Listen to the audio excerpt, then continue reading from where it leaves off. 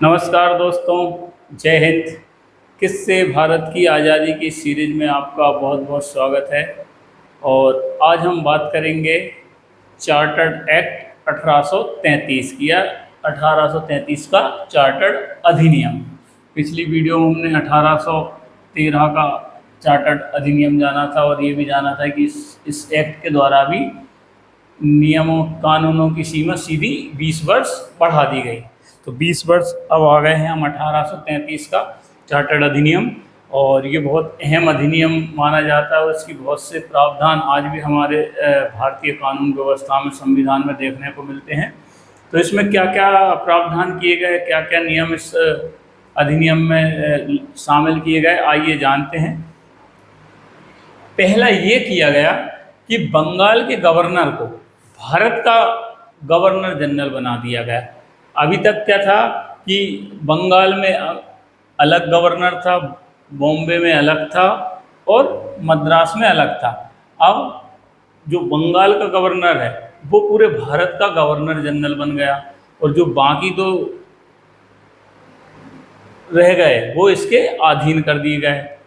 और पहले governor general नियुक्त कौन हुए? Lord William Bentinck. ये भारत के पहले गवर्नर जनरल है।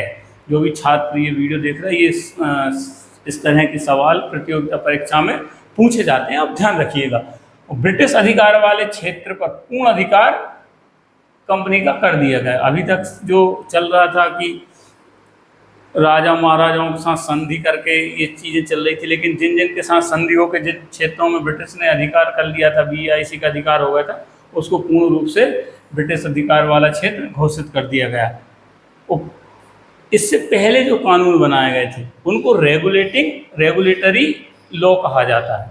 इस नियम के पहले जो भी कानून थे उनको रेगुलेटरी लॉ का नाम दिया गया, और उसके बाद में जो नए कानून बने उनको एक्ट कहा गया। तो ये एक्ट और लॉ, ये लॉ हमारे संविधान में आप देखते होंगे लॉ और एक्ट दोनों चीज़ आती हैं। अब जरूर मोदी सरकार ने भारतीय दंड संहिता और भारतीय न्याय संहिता इनके नाम बदलकर और उसमें काफ़ी प्रावधान किए, और होना बहुत ज़रूरी था, क्योंकि हमारा देश, हमारे कानून हमारे हिसाब से चले तो बहुत अच्छी बात है।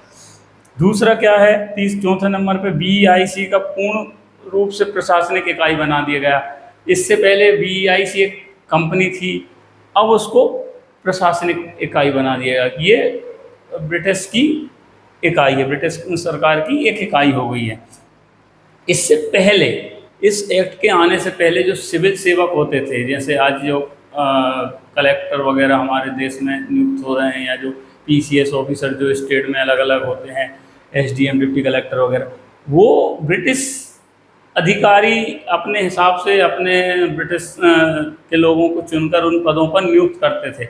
लेकिन धीरे धीरे विरोध बढ़ रहा था, तो उस विरोध को शांत करने के लिए, भारतवासियों को थोड़ा सा संतुष्ट करने के लिए एक प्रावधान कर दिया गया कि जो सिविल सेवक की जो परीक्षा होगी उसको खुली परीक्षा बना दिया गया, कि सिविल सेवकों के चयन के लिए खुली प्रतियोगिता होगी, और जो पास होगा वो इसमें अधिकारी बनेगा।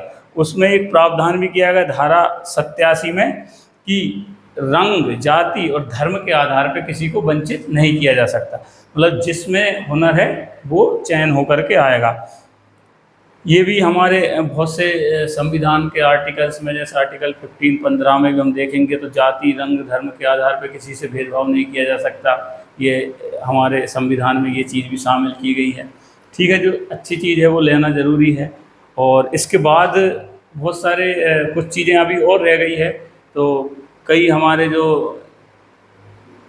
छात्र बच्चे हैं जो हमारी वीडियो देखते हैं, उनका कहना था कि आप लिख पहले से लिया करो, ताकि लिखने में समय जो जाता है उसको हम बाद में कम समय में चीज़ें समझ जाए। कुछ कह रहे थे भैया राइटिंग, तो भैया राइटिंग का कुछ नहीं हो सकता, शब्दों पे ध्यान मत दो, भावनाओं को समझो। और अब हम इससे आगे की बात करते हैं, आगे इसमें और क्या क्या हुआ। आइए जानते हैं आगे और क्या क्या प्रावधान इस अधिनियम में रहे। विधिक परामर्श हेतु जनरल गवर्नर की परिषद में लॉर्ड मैकाले को शामिल किया गया। मतलब कोई भी विधि बनाने के लिए, उनके परामर्श के लिए लॉर्ड मैकाले को शामिल किया गया। लॉर्ड मैकाले का नाम सुना ही होगा। लॉर्ड मैकाले ने भारत की शिक्षा पद्धति बनाई थी, और वो इसी शिक्षा पद्धति इस तरह से बनाई थी कि हम धीरे धीरे धीरे हमारी मानसिकता अंग्रेज़ों की गुलामी की हो जाए और हम अंग्रेज़ी सभ्यता की ओर बढ़ जाएं। और हुआ भी वही, हम धीरे धीरे पश्चिमी सभ्यता की ओर बढ़ते चले गए, और हमारे देश में आज पश्चिमी सभ्यता बढ़ती जा रही है। ये जो इसके बाद क्या हुआ कि विधियों के बनाने के लिए, जो विधियों की संहिताकरण के लिए गवर्नर जनरल को एक आयोग गठित करने की शक्ति प्रदान की गई। अगर कोई विधि बनाना है तो गवर्नर जनरल को इतनी शक्तियां दी गई, इतना पावर दिया गया कि वो उन विधियों के लिए कोई आयोग का गठन कर सके और उस आयोग के हिसाब से कोई भी विधि बन सके। इसके बाद 1843 में लॉर्ड मैकाले की अध्यक्षता में 4 सदस्यीय विधि आयोग का गठन किया गया। यहाँ शक्ति प्रदान की गई, और यहाँ पर 1843 आते आते यही लॉर्ड मैकाले के इसको अध्यक्ष बनाया गया। इसकी अध्यक्षता में एक विधि आयोग का गठन किया गया, और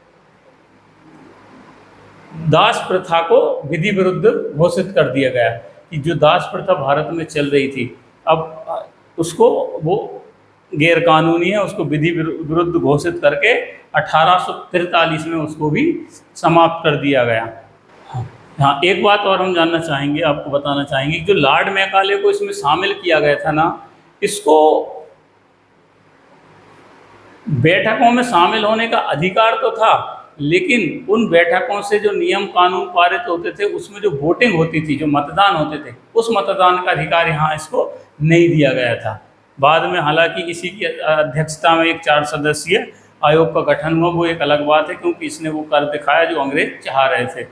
तो ये आज हमने जाना। अब इसके बाद अगला 1853 का अधिनियम आएगा, और उसको जानेंगे, उसमें क्या क्या प्रावधान रहेंगे। उसके बाद फिर हम किससे भारत की आज़ादी में आगे बढ़ जाएंगे। फिर से वही द्वितीय तृतीय आंग्ल मैसूर आंग्ल अफगान युद्ध आएगा, और फिर हमारे कुछ क्रांतिकारी वीर का जन्म होगा, और फिर वो धीरे धीरे धीरे इस प्रक्रिया में भारत की आज़ादी की लड़ाई में सब शामिल होंगे।